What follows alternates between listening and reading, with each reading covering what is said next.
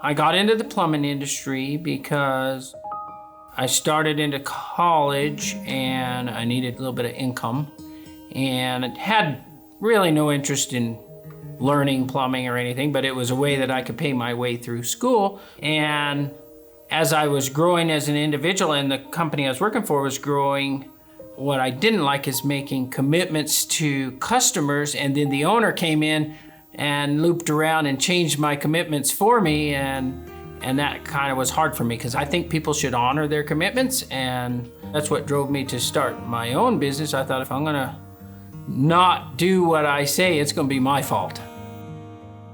I didn't really know what I was getting myself into.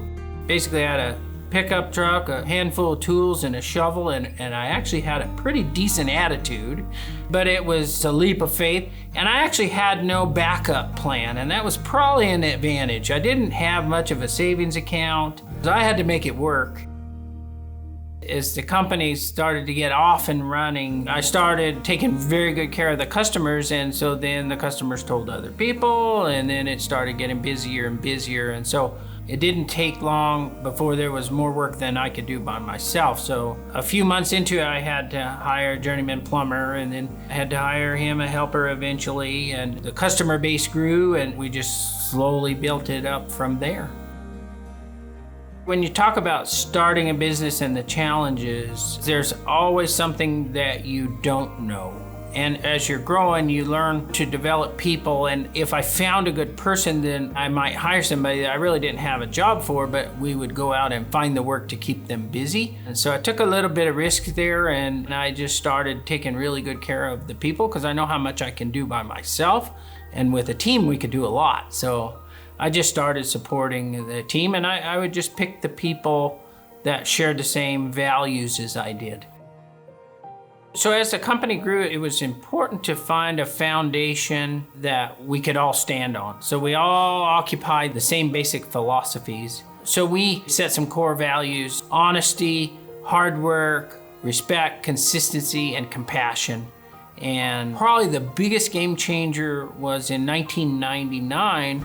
We were talking about how hard it was to find really good people. We had to take our core values and go find people that we considered to be the top 5%. So we took on this top 5% philosophy that if there's 100 people, we only want the top 5.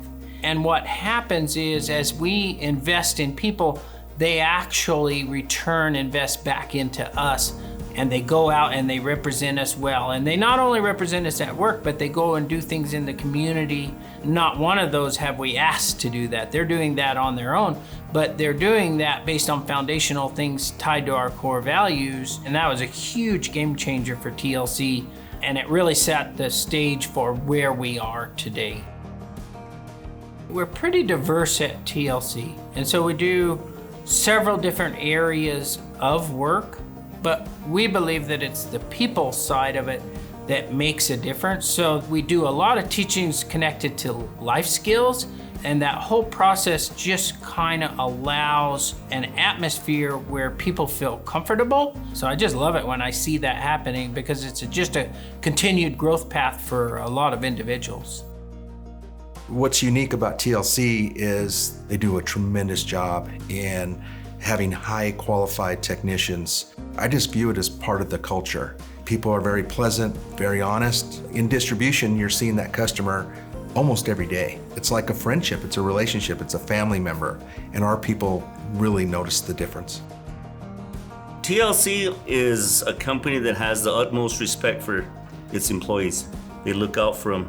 They really have a professional manner in how they conduct business, getting the right people for the right job at the right time, and taking the roadblocks out.